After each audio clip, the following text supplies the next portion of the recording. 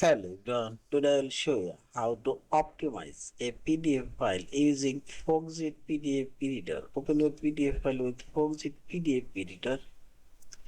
Now select File option, this top left side menu bar, and scroll down.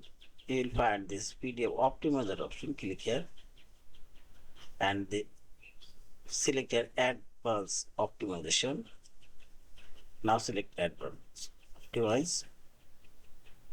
This optimizer dialog box open. Here you can optimize transparency, you can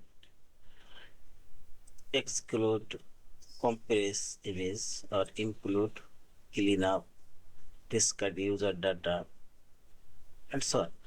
And here you can change make version written existing, as you can change DPI and compression. You can select here zip file and high compress and so on. ZPG and quality you can select medium, low, high, and so on. And finally select OK.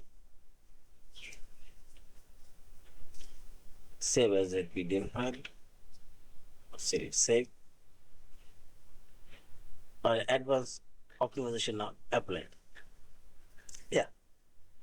Thank you for watching. Please subscribe, like, share, and comment.